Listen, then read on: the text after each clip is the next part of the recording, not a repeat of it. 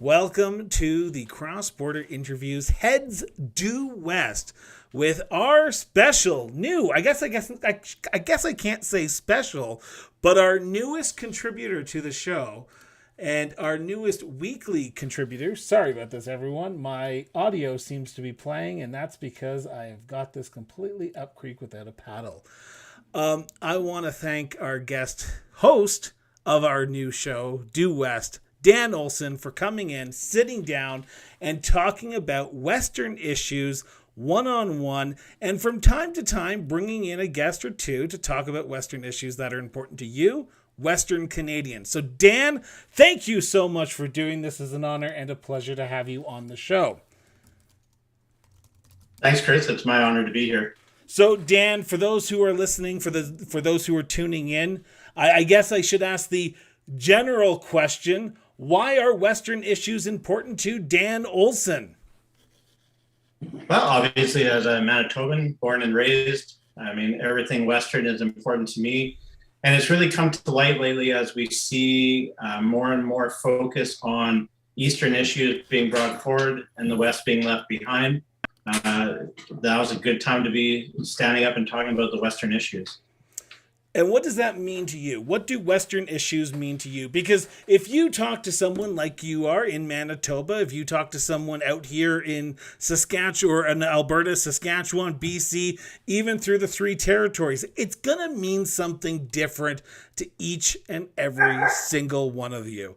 But to Dan Olson, what does Western issues and what are the Western issues that are prevalent to you? Well, the most important one to me is actually having representation in the House of Commons where somebody actually stands up and talks about Western issues, such as equalization payments, policing, all these things that go on that are put upon the provinces by the federal government. And we have a say, but we actually don't use that say, and the provinces just go along with the federal mandates. And for me, having a Western issue and a Western voice means we actually stand up against that and say, no, we can actually look after our own issues, our own, like getting oil to market, getting hydro to market. All of these things are sitting here waiting to be sold, but we're told that we can't do it. And to me, the Western voice means we would be getting this out to market, getting it done. You know, the price of gas, everybody's paying the price. And there's absolutely no reason for it, although they blame the war in Ukraine. But it's the carbon tax, it's the fact that they won't let us develop the resources that are here. These are Western issues. Now, for those who may know, Dan was a Maverick member until recently. He has stepped back from the party. I was a former Liberal, and I have literally stepped away from that party. So from time to time, Dan and I will not agree on everything, and that's what this show is about. This show, this new segment, which is a bi-monthly show, so every second Monday, we will be live 7 p.m., talking about Western issues, and we'll be debating the issues that are important, because I think in today's society, and this is where Dan and I completely agree on, I believe, the exchange of ideas is so needed in today's society, and the exchange of different opinions is needed in society.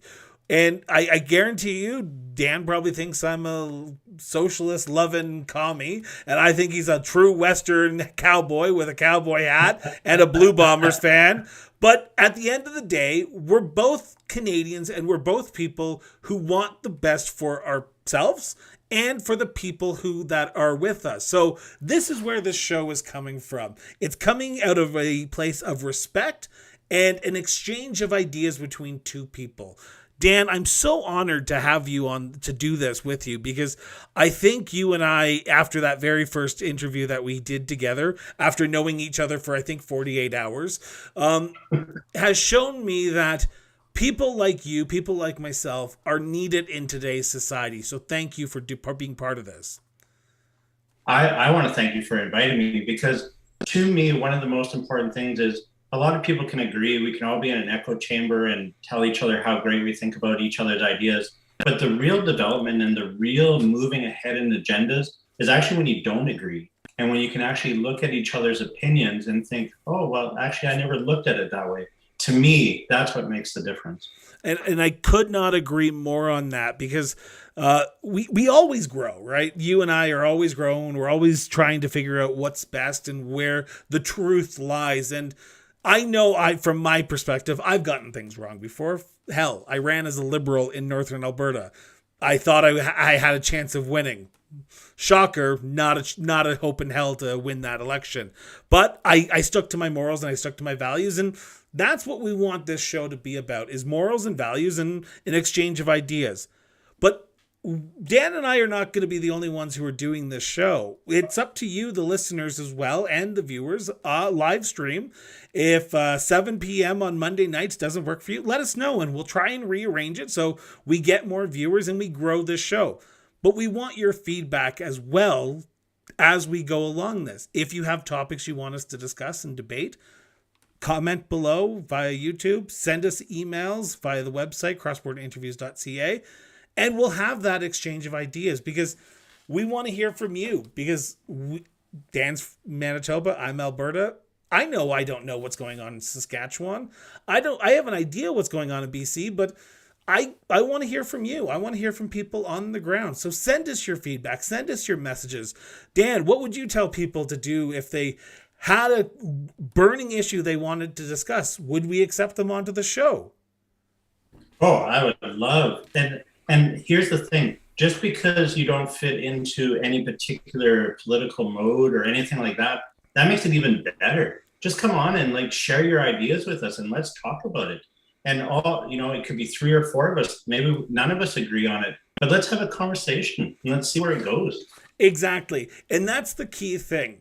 I don't care if you're an NDPer, a Green, a Liberal, a Conservative, a Maverick, a Western Independence Party, a People's Party candidate, or a supporter. Let's talk.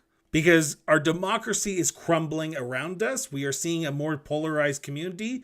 And if it takes a guy from Manitoba who is a Blue Bombers fan, which I'm not going to hold it against him through this, because this is supposed to be an uplifting moment, and a guy from Calgary who roots for the Anaheim Ducks during the NHL seasons and goes for the Toronto Argonauts for the CFL, then hey, whoa, come on, Dan, I'm being nice to you. But we will do this. And I know this is a long-winded introduction, but we want to set the ground rules of this. Is we are going to fight, we're going to bicker, but at the end of the day, we're going to walk away from this conversation every 2 weeks and say, see you in 2 weeks, Dan.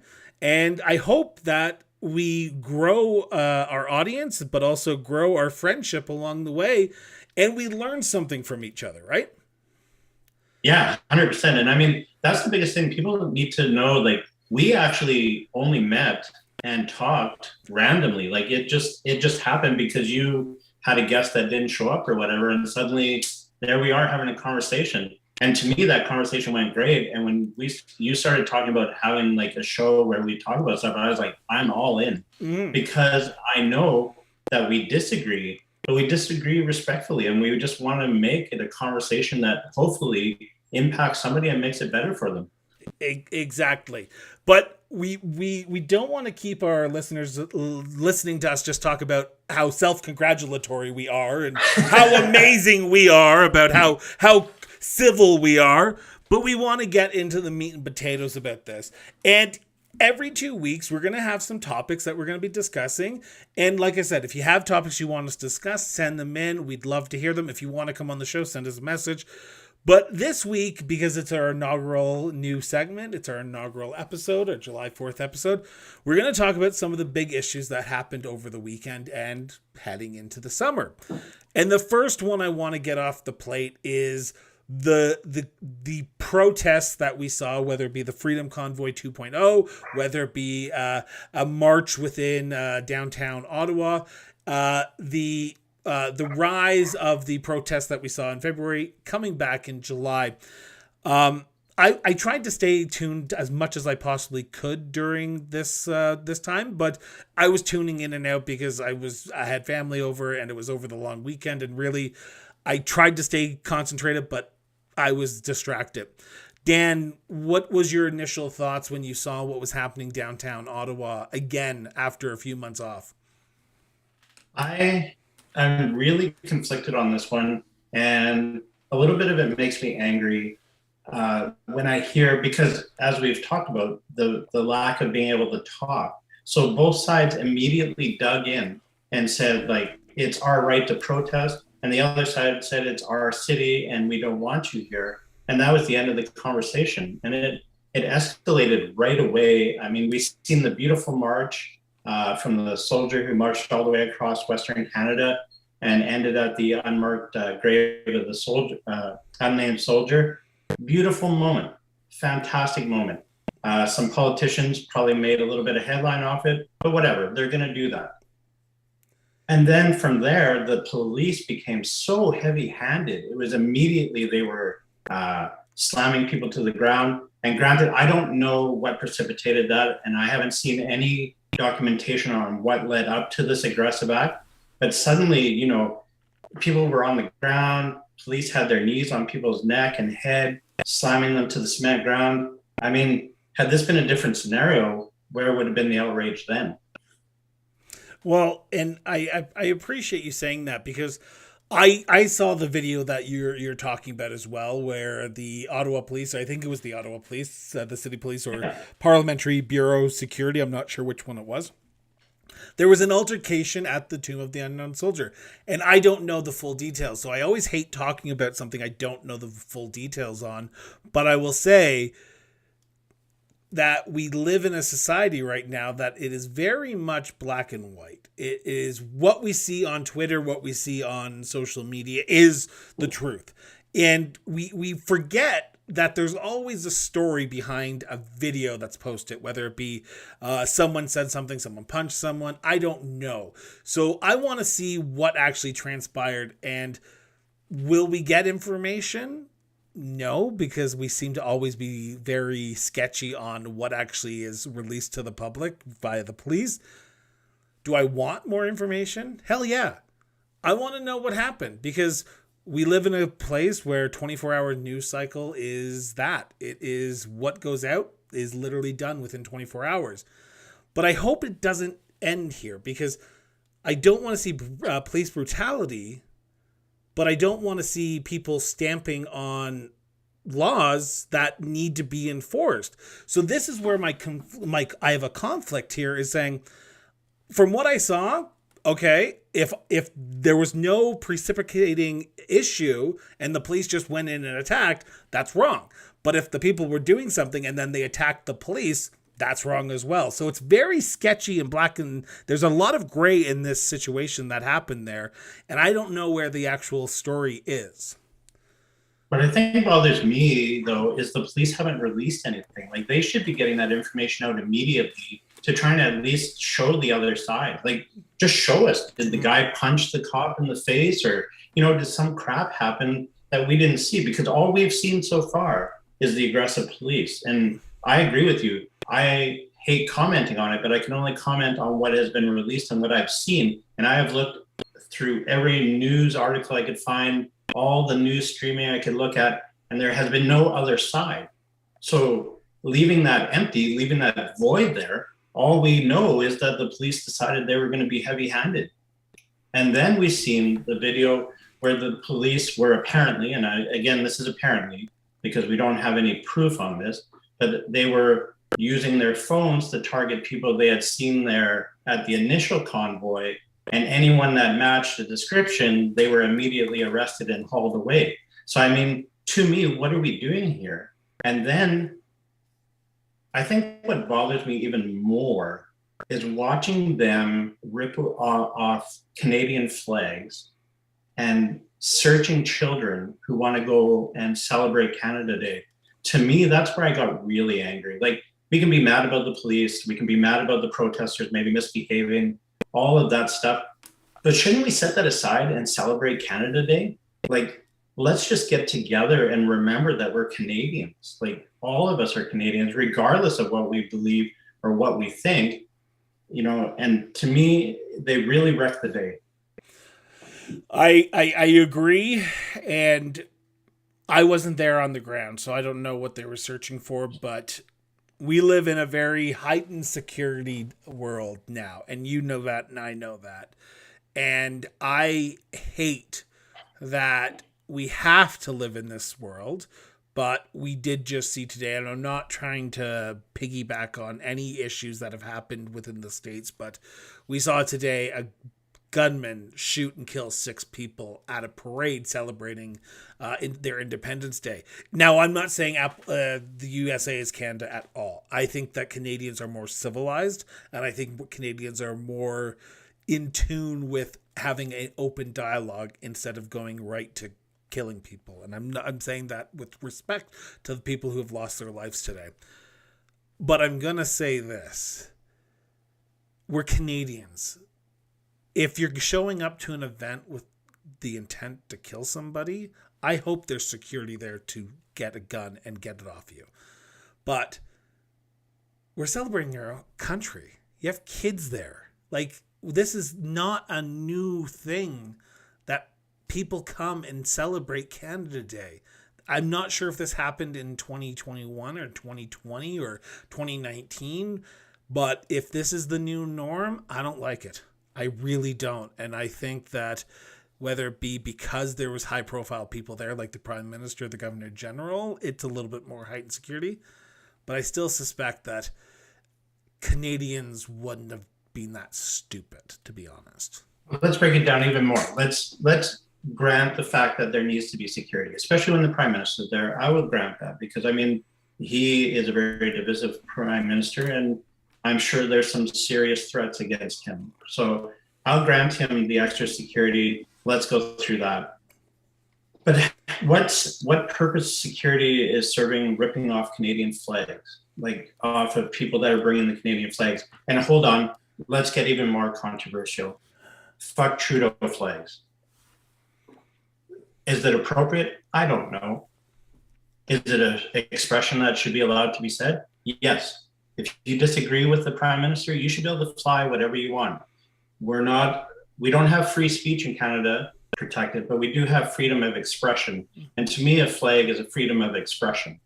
So you may not like the message on that flag, but you should be able to fly it if you want, regardless of whether you're in downtown Ottawa, downtown Winnipeg, anywhere in the west or east.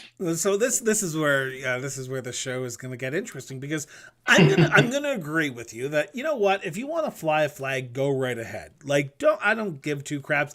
Okay, may not want my 4-year-old niece to see that, but at the same time, it's your right. It's do what you wish. If that's the biggest issue in your world right now is flying your flag, then go fly your flag.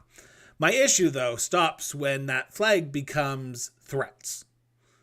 My issue then becomes if the protester who's flying the flag says, I'm going to show the Prime Minister the end of my barrel and my gun, that's when I say no. When you hang the Prime Minister in effigy as a dummy, okay. When you say, I'm going to go do it, that's when I have an issue.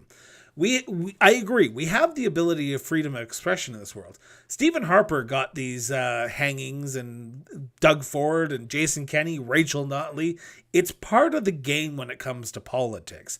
I think every politician understands that.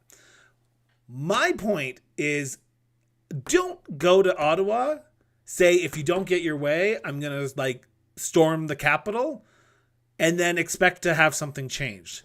That's where I draw my line. And that's where I think you and I are going to disagree on.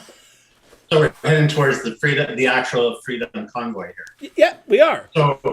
So yeah, I am of two minds on the freedom convoy because, as you know, I have a strong drive of people being free to express what they need to express, 100%. And I think you know that about me. I may disagree a lot of the times, but I believe you have that right to express what you need to express.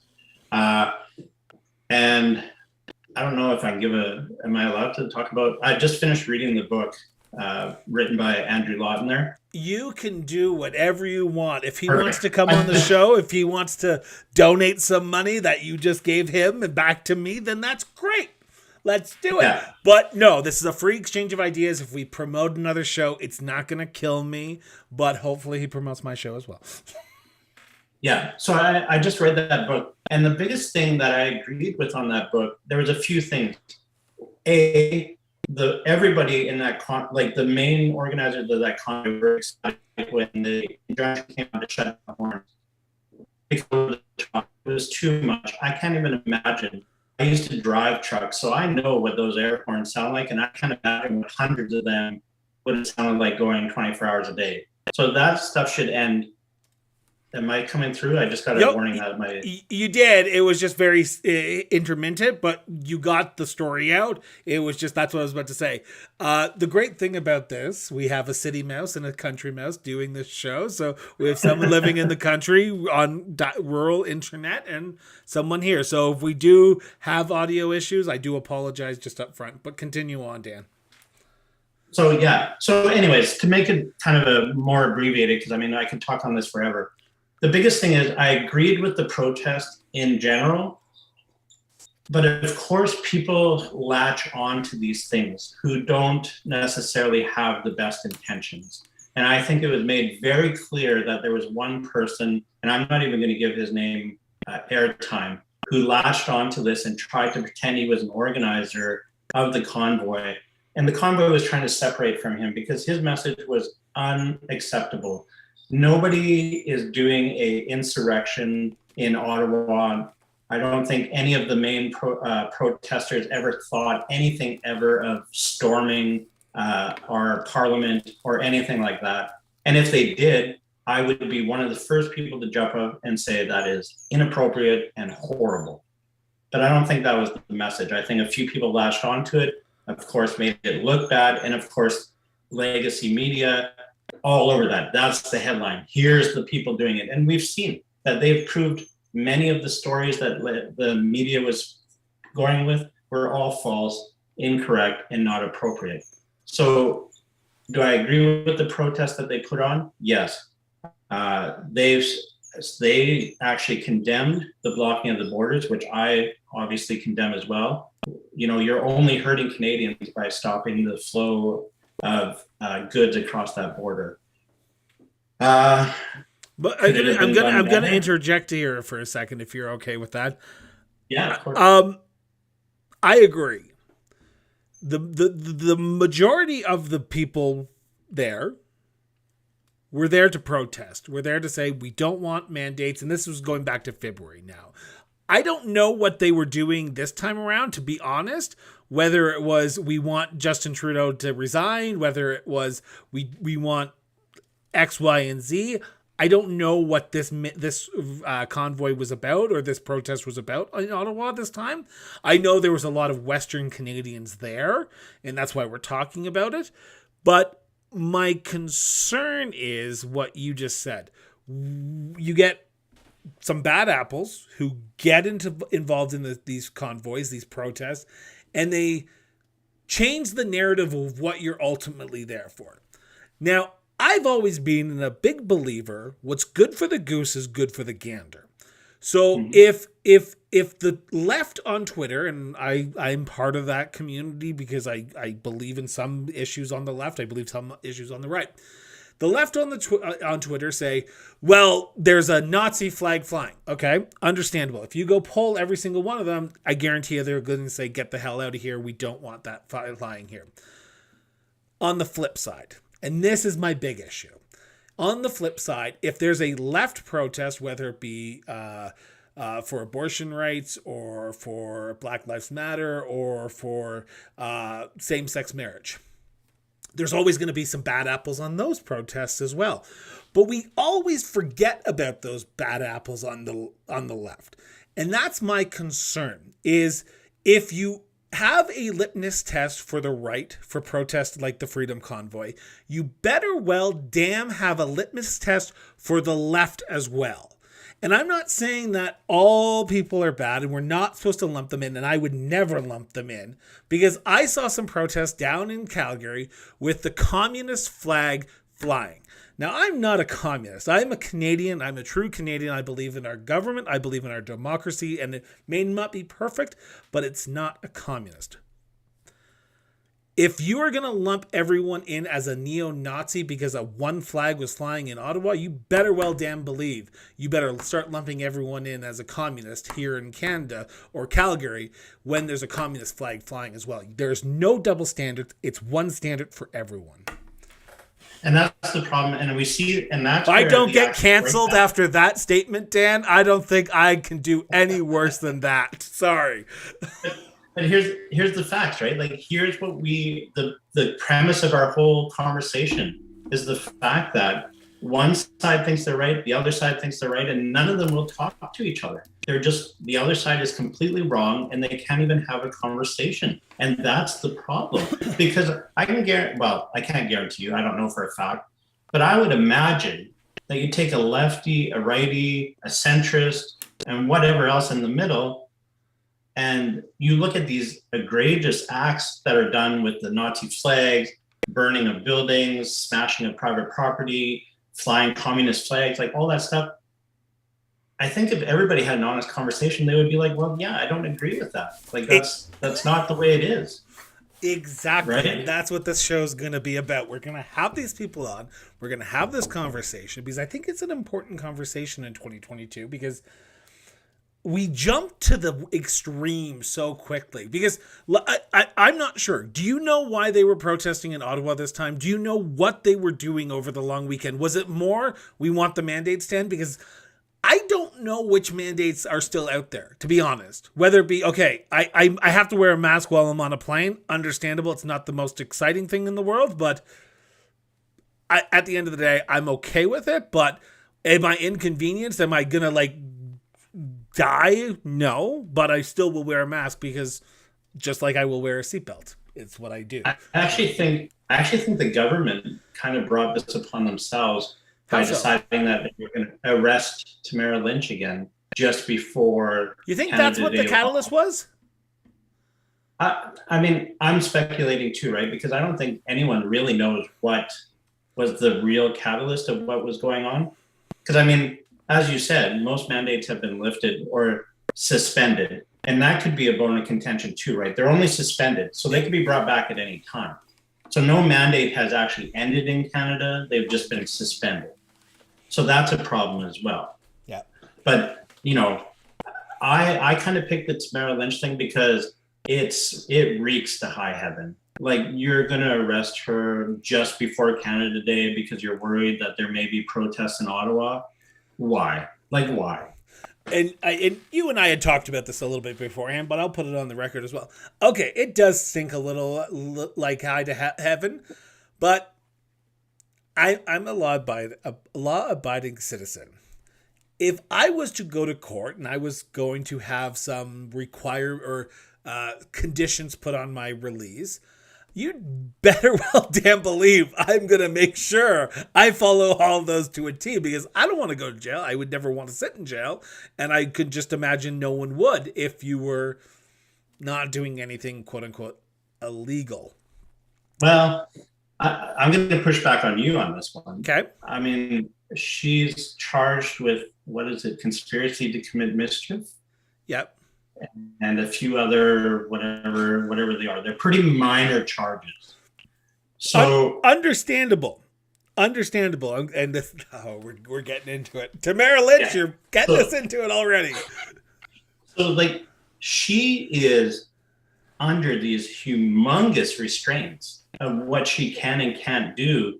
And that prosecutor wants her in jail nonstop. He is scouring every moment, every second of her life because she conspired to commit mischief in Ottawa. So we have murderers who are given bail with way less restrictive bail requirements. And we have somebody committing mischief who is under basically, you're going to make a mistake and you're coming back to jail. Yeah, we could do a full hour on the shit show that our fucking justice system is under, whether it be our revolving door of letting people out who, like you said, have committed murder, whether it be the Supreme Court saying you can no longer get life in prison for mass murders. I agree wholeheartedly that reforming our justice system is a top priority for any elected politician, whether it be provincial, municipal, or federal. I know it's a federal issue, but West here, because I've lived in rural communities before and I've seen the rotating. Oh, the guy gets the perpetrator gets picked up, gets put in jail, goes to the court system. Court system says, we have no space for you, so we're going to kick you out. Don't do it again. Come see us on the 4th of July and we'll have another court hearing. And I'm going, what criminal is going to go, you know what? I'm going to go back to court on the 4th of July. Some of them will, but there's a few of them that go, bye, talk to you later. And our politicians think that what they're doing is a fix, and it's not. It's creating a worse problem, and our Supreme Court need to give their head a shake for this horrendous justice that they just put down on every single victim of a mass murderer, whether it be Polytechnic in Quebec, whether it be the mosque in Quebec as well. We need to shake our heads and give some respect to the victims of this country.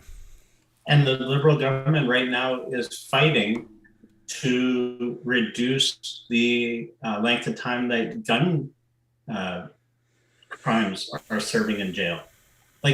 So on one hand, they're saying that we need to eliminate guns and gun violence, but on the other hand, they're telling the criminals, we don't want to keep you in jail too long either. So what exactly is the message? Because the only message I get out of that is that law-abiding gun owners are in trouble with the government. Yeah, that gun buyback program, whatever you want, I'm still reading into it. I'm still learning about it because I think it's a gong show. And I think the Trudeau Liberals announced something.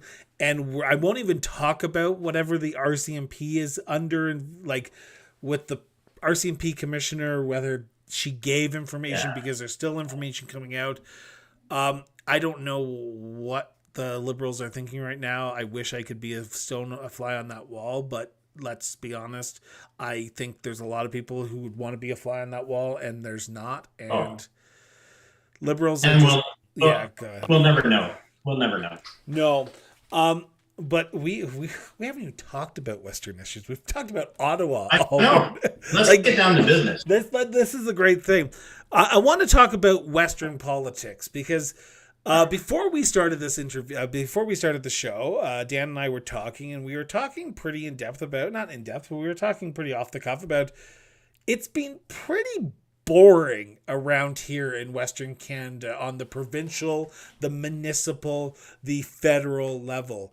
With a leadership race federally for the Conservatives, we are getting bare minimum attention right now because they've sold their memberships and they left. The Liberals, I'm hoping will start figuring out how to potentially come into Western Canada without like hurting themselves, but come into Western Canada and start talking about Western issues. The NDP are the NDP. The Bloc, well, they're the Bloc. The Green Party, they're going to be coming through Western Canada because they're on a leadership tour as well. But Western politics, yeah, they just launched on the 24th of the last week. Last week they announced the rules of the leadership campaign, so you're going to start seeing some Green Party of Canada leadership candidates coming out of the woodworks and start announcing that they're running for the leadership.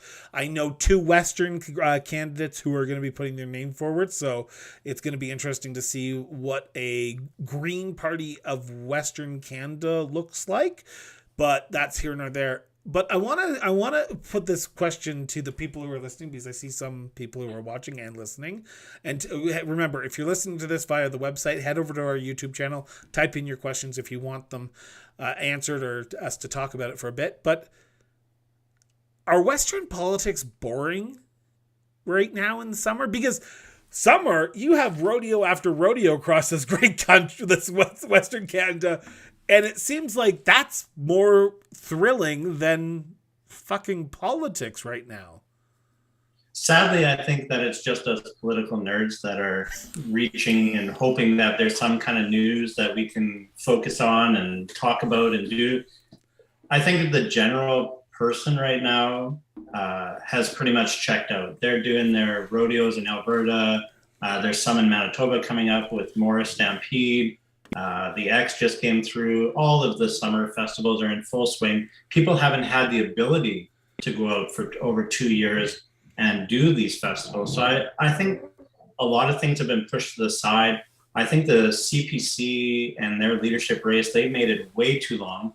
So people have pretty much checked out. I think, I mean, I don't want to make any speculations. I don't know, have any inside information on it. It looks like it's Pierre's to lose. You know, can we talk I mean, about? Can we talk about the piece of wood? Can we talk about the piece of wood? Because I love that video. I saw your tweet and I went, what the hell is Dan smoking on this one? Because I tried to watch it 4 times. I got to his part about this is where the man takes the axe and chops it down. I was like, am I high? Am I high watching this right now? Because I feel like, and don't trust me, recovering narcotic user, so I am no longer touching the stuff. Recovering alcoholic, so I'm no longer touching the stuff. I'm trying to figure out what you were on. Like, you liked it? Let me be clear. I don't do drugs either. I've never been interested. Doesn't do it for me. I don't know if it's just because of the whole string of his videos have been really successful. And what I bought into on this video, like, I mean, the wood thing was a little bit corny. I mean, he did talk about reclaiming wood and whatever. That's fine. But what it actually showed was a real side of him. And I think that's what I was reading into it, was not so much that he was caressing the wood and talking about the wood and all this stuff, but he actually let the viewer into a little bit of his personal life. You know, here's what I've renovated. This is what I look at. And this is just me talking to you as a normal person, right? I mean, that is what is going to probably, in my opinion, sway the average voter. They're going to be like, I kind of know this dude. Like, you know, he built a beautiful, reclaimed all this wood. He's sensitive to the issues of reclaiming wood. You know, he's not trying to say that freedom is his, that he's bringing to Canada, but he's actually wanting us to all reclaim our freedom. Regardless of how corny you and I may think these messages are, I think that's going to resonate with the average person watching it, because he starts to come across as just an everyday person. Yeah. I will be honest. I then we'll get back to politics in Western and how boring it is. We can't even get there. It's so boring. Exactly. I know. And I apologize, everyone. Next, in 2 weeks' time, the issue that we're going to be talking about, and hopefully we can get 2 other people on to talk about this. This is more of an introduction of who Dan and I are in this episode. But the next episode is going to be talking about the biggest issue that Western Canada is dealing with right now. And that is autonomy, sovereignty, or separation. Which one should we go with? So if you want to come on, send Dan or I a message and we'll vet you guys and we'll make sure that you're not going to come on and spew some weird things that we don't want to talk about. Maybe we will, but let's be honest. I want to make sure that we have a civil debate and not just a debate that goes off the rails. I would love to hear a lot of different opinions on this, because it's a far-reaching one, and it's actually a serious topic, because as Western alienation grows, it's going to become more and more of an issue. And the more that Ottawa slams Alberta, they're almost going to have no choice but to do something. So with that, actually, Dan, you've just made me do some extra work after the live show today. Starting on Wednesday, so Wednesday, July 6th, on the crossborderinterviews.ca website, we'll be running a 2-week-long poll where we will be getting you to give us your opinions on Western alienation, separation, and sovereignty, which one you believe is the best, and which one we need moving forward. So check that out on our website on Wednesday. The links will be on our show via Twitter, via Facebook, via Instagram, and I'm assuming Dan will share it as well, because we want to hear back. Oh, yeah. And then we'll talk about that. We'll bring 2 other people on to talk about that, and I'm now looking forward to that episode. I was a little apprehensive because I didn't know how it was going to go, but now that we're going to have feedback, let's do it. But going back to Pierre, and then going back to Western politics, how boring it is. I like Pierre's candidate message. His candidate message, the one that he released while he was on the bridge, that was good. I liked it. I'm not a big fan of Pierre. I don't have any ill will towards him. I know there's a lot of people who are like, oh, he's an asshole. Oh, he's an asshole. There's a lot of people who think that about Trudeau. There's a lot of people who think that about Singh. There are people who put on their pants the exact same way that you and I do. So let's cut them some slack here. I just didn't like this one, and I don't know what rubbed me the wrong way, whether it be the plank, but Pierre's storytelling is a godsend to him. He can tell a story. He can grip people into watching a 10-minute video about a house, about a piece of wood, which I tried 4 times and I still can't, or about a mill that was built in the 1870s. So I think he's a good storyteller. I think you're right. He is. It's a foregone conclusion that he is probably going to win. But going back to the original statement about Western politics and our politicians sort of being on vacation during the summer, are you hopeful that people will start paying attention, or you think the people are just checked out? Because I know in Saskatchewan, they're going to have municipal elections here soon. Winnipeg, they're going to municipal elections soon. Alberta, we have a UCP leadership race ramping up. In BC, they have the race to be the next premier as well, with John Horgan stepping down with the NDP.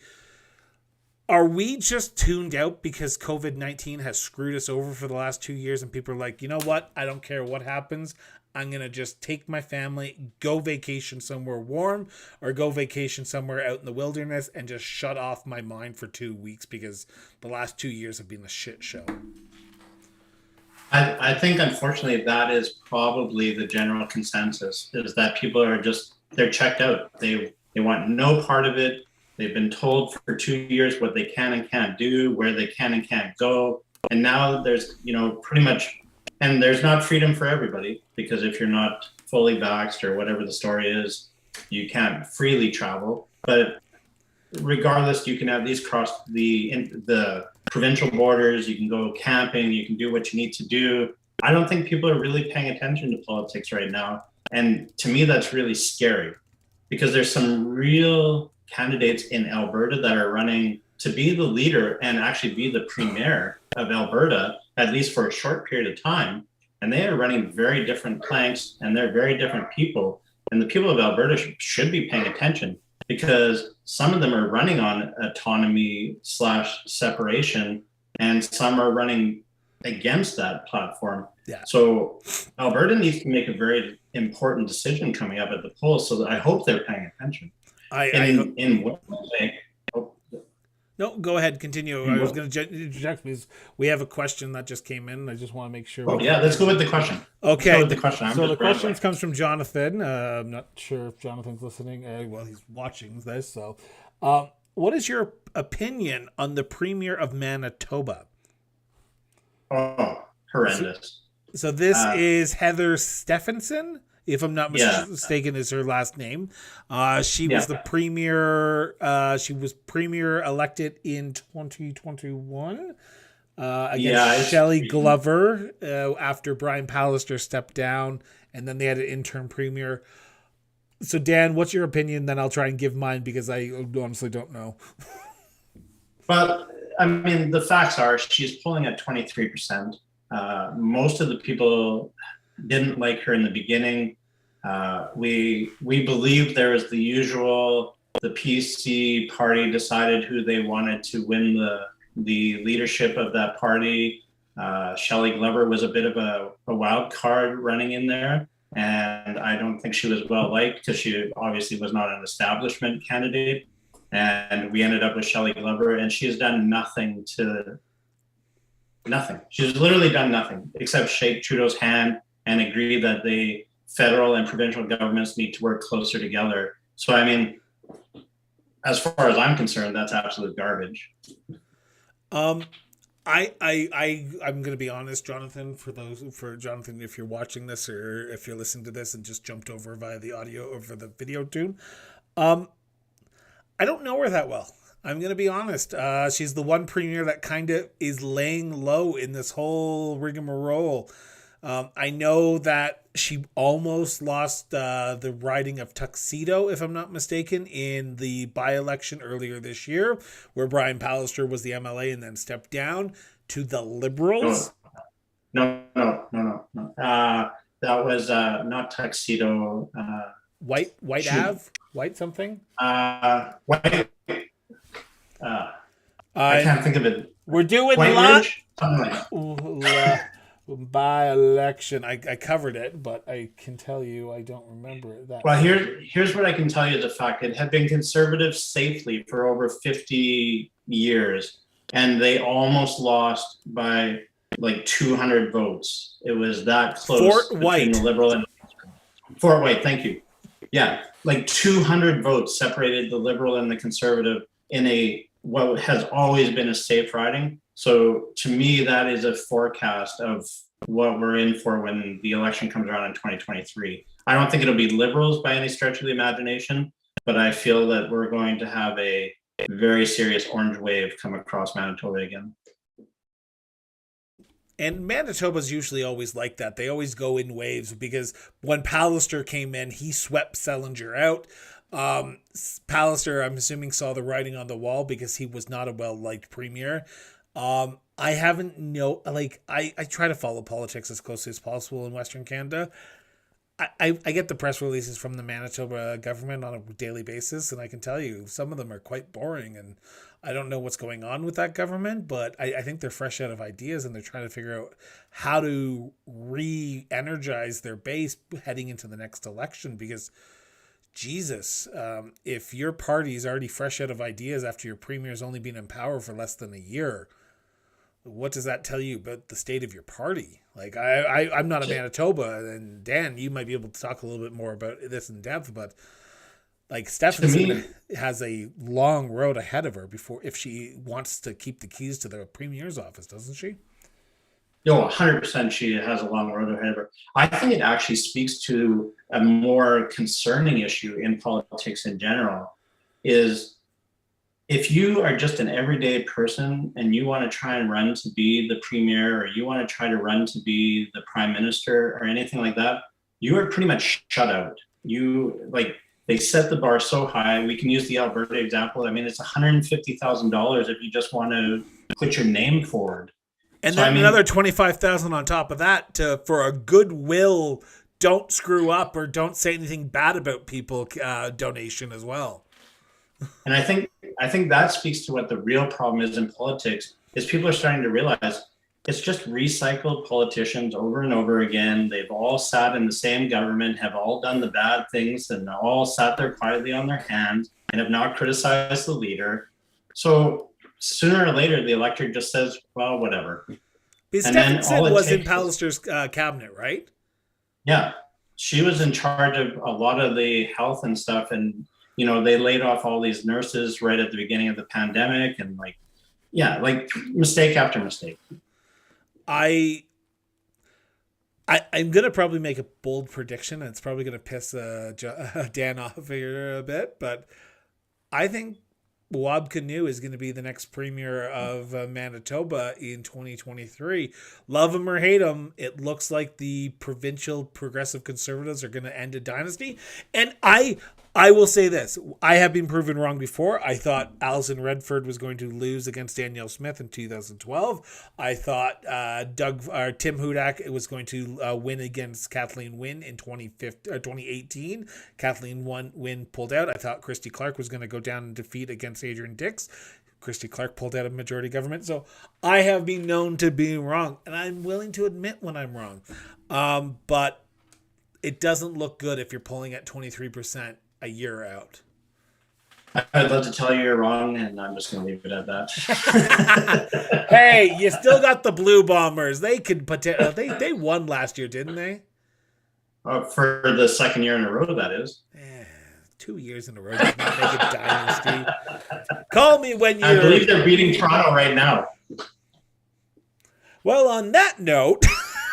Okay, Alberta. Let's Very, talk some Alberta. yeah, let's talk about Alberta here for a second, because anyone who's been paying attention to the show knows that we have been doing live episodes with the UCP leadership candidates here for a while. And Jonathan, if we didn't answer your question, please message us and we'll try to talk about it later. But right now we're going to move on to our last topic, and that's about the UCP leadership. You said it best so eloquently that we have candidates who are running for autonomy. We have candidates running on sovereignty. We have one candidate running on the issue of separation. And we have some candidates running so far against those three things, but more, we need to stand up against Ottawa more often. I'm gonna try to stay as neutral as possible here, because I want to try and bring all the guests on the show and all the candidates on the show. But I'm gonna say this: everyone has the right to their own opinion. Everyone has the right to believe what they are running on is the best of what they want. I will say this though: if you have an idea, if you are running on that idea, you better damn well have the backup and the ideas to follow through on that, and the cojones to follow through on that, because we have seen with Andrew Scheer, we have seen with Jason Kenney, we have seen with Aaron O'Toole, candidates who run in leadership races and then pivot to a completely different person is going to destroy the party. So if you are running on this, you better well get behind it full force, because if not, the electorate does not forget or forgive. And I mean, we've seen it with when they elected the NDP there. That was in my opinion, a pure protest vote against the Conservative government in Alberta, and unheard of. I mean, when was the last time NDP has won anything in Alberta? I Never. don't know. Never. Yeah. Never. Yeah. So I mean, obviously that. And it was right the only now, province in Confederation that had never, the only province west of Ontario that had never elected an NDP government in its history. Well, Yukon and the Northwest Territories and Nunavut is completely separate because they have a weird system besides Yukon, but it was the first time in 2015. So, I mean, let's think about that. And then on top of that, right now, Rachel Notley, who is again running to be the premier, is polling pretty high, in my opinion, in Alberta. Now, there's no leader, right? She's not running against any specific topic. She just hates them all, and they're all going to do a horrible job, and she's going to do the best job. So, I mean, she should be leading right now in the polls, ideally. But I agree with you. Like, if whatever topic they have decided is their hill, they better be ready to die on that hill, or they will be out. And I mean, to me, my biggest opinion, and I've been following them pretty closely for a Manitoban, and Danielle Smith, I think she has the most to gain and the most to lose, because she does have that issue where she crossed the floor and irritated a lot of people. But she's come forward with a bold plan, a bold vision, and she has really harnessed the anger against Ottawa right now. But if she pivots on that, she will be crushed, in my opinion, because she's reached in. There is the raw nerve in Alberta. You know, Ottawa has overreached. They've overreached. Jason Kenney let them overreach. Now you're our hero. You're saying you're going to stand up and you're going to fight against this. You've put out a whole platform on your step-by-step process to do this. You pivot away from that, I think that will be the last time we see her in politics. I'm so glad you brought this up, because I had not even thought about talking about this until you did. I want to talk about Danielle Smith for a second. Yet again, we've reached out to her campaign and we're trying to get her on. We've talked to a few people over the last few weeks because we're putting together a show where we're going to be talking about the leaders and who they are and their supporters. And you'd be surprised at how many people used to be very pissed off at Danielle Smith and saying, you know what, you gave the NDP the win in 2015 because you crossed the floor. We were going to go with you, but you decided you were going to be closer to Jim Prentice, the late Jim Prentice. So we don't want to go with you. But they say when they listen to her talk now, it's night and day, and they have newfound respect for her, but there's still that inkling in the back of their head saying, if I give you this, are you going to turncoat on me and be completely different? And there's a lot of people who are saying, we're willing to give you one more chance. Don't fuck it up. So Danielle Smith may be the front runner potentially in this race because she has the media persona. She has the name recognition that there's a lot of candidates are looking for. But there's still a lot of Albertans who are very pissed off about that floor crossing and what happened and what transpired leading up until that May 2015 election. I don't know if it's going to hurt her. I think there's a lot of Albertans who are very forgiving, but I've always said this to people. If they show you your true colors the first time, believe them, because the second time, it's all your fault. So I'm saying that if Danielle Smith has changed, good. Just be cautious, because we have seen in the past people say one thing and then do something completely different. I think one thing in her favor, and I'll give her this, is she's owned it. She hasn't run from it. She hasn't denied it. Yeah. She hasn't swayed. She owns what she did. And to me, I think that is probably why she is getting this grace in this, is she didn't try to explain it. She just said, I made a mistake. I mean, any human beings here can understand making a mistake, and she's owning it. So I think that is her saving grace right now, as long as she carries on going with it and just owning this whole, standing up to Ottawa. Exactly. So we will see what happens. I don't know if it's going to be if it's a foregone conclusion that she's going to win this, but she has been turning heads. And in 2022, I thought I would never say those words about Danielle Smith after the floor crossing, but here we are. I'm willing to be proven wrong. I think all candidates who are putting their name forwards have the right to be there. I think all candidates who are putting their name forwards have the reason have a reason to be there. For the candidates who haven't appeared on the show and that are sitting, my email sitting in their inbox right now, get back to me. We'd love to have you on the show to talk about these issues.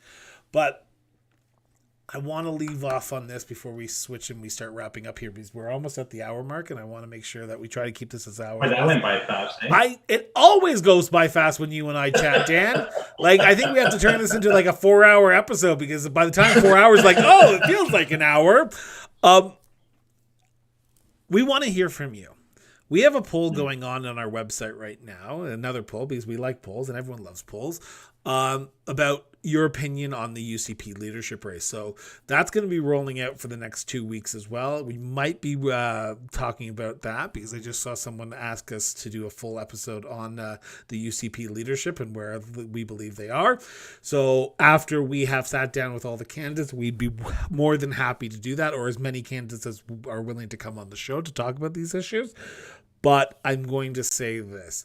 Head over to our website on Wednesday. We'll talk about autonomy, separation, and sovereignty. Head over to our website, and there'll be links to the actual UCP poll as well. Fill them out, because we want to hear from you. If you're a UCP candidate running for the UCP leadership in this province, get outside the Calgary and Edmonton bubble. I know that's where a lot of Albertans live right now, is Calgary and Alberta. But there are people in this province who do not live there who would love to hear from you. And I'm a strong believer in rural issues. I think rural issues are always forgotten when it comes to provincial matters and federal matters and municipal matters, besides the municipality councils. So please deal with Calgary and Alberta, but go to places like Hannah, go to places like Canberra, go to places like Vegreville in Alberta, because you'd be surprised how many people have different opinions than what you're hearing in Calgary. And this comes back to where this Due West show comes from, is we want to hear from you. We will try to bring people on to talk about these issues, but get outside your bubbles and have conversations with people that you don't fully agree with, because you'd be surprised at how much you actually have in fucking common. Pardon my French. If I don't get tuned off, put in YouTube jail for all these swearings, I don't know what's going to happen. But Dan, the last statement to you, what would you want people to know about Western politics and the future of this new segment that we're going to be putting together? Well, I'm super pumped to do this segment for sure, and it's going to be nice. I want to hear lots of rural versus urban. Like, let's have that conversation. There is so much in there to talk about. We could probably spend a whole year discussing those issues, and people come talk to us on the show so we can actually talk to the everyday person who has an opinion on this. Like, let's discuss it. And the Western issues. I think right now, autonomy, separation, Western alienation, these are the topics that are the hot button, and I want to hear what everybody thinks. Where do you sit? Do you believe that you can't get a deal with Ottawa and we just need to cut our ties? Or do you think we just need some kind of fair deal where they realize that Alberta and the West has been paying for the East to prosper, and maybe it's time to look at that? There's so many things, but having different people, no matter where you fall on that political spectrum, let's have a conversation, just an everyday conversation. And you can see Chris and I, we pretend to agree, but we really don't. We're just really nice to each other about it. This is just the first episode. We gotta milk them in by these guys are nice. Next week when we talk about next 2 weeks after we talk about separation, autonomy, and sovereignty, they'll be like, we're not going back to that show. They yell at each other a lot. But I agree with you, and I was going to give you the last word on this, but I'm always going to take the last word because I like taking last words, because literally cross-border CB, Chris Brown, talk to us, reach out to us. We love having different opinions on the show. Dan and I, like I said, we literally, it was a random meeting that we had via Twitter. I always rail against Twitter, but it always tells me that people use it for good. So if you want to come on the show, if you want to talk about some issues, please send us your messages, send us your talking notes, and we'd love to have them. We have had one person say, Jonathan, the guy who sent us the message about the Manitoba Premier, do an episode on the UCP leadership candidates. Like Jonathan, like all the other people who are listening, if you have ideas, message us, because we want to talk about the issues that are important to you. And if you have an idea, and if you have a guest that you think would be beneficial to us, send us a message. Send us a message with their name, and we'll reach out to them and see if we can bring them on the show. And like I said, it does not have to be someone who is pro-separation, pro-autonomy, pro-sovereignty. It can be an NDP, a PPC, it can be anyone. We'd love to have them on. Heck, if the Honorable Jay Hill would grace us with his presence for an episode, we'd love to have him on the episode. If Tarek Nalga wants to come on the show, we'd love to have him on. Anyone who wants to come on the show, whether it be in Saskatchewan, because we always forget about Saskatchewan because we're Calgary and Manitoba, or Alberta and Manitoba. If you're from Saskatchewan, you want to come on the show, we'll bring you on. If you're from BC, you want to come on the show, let us know and we'll bring you on as well.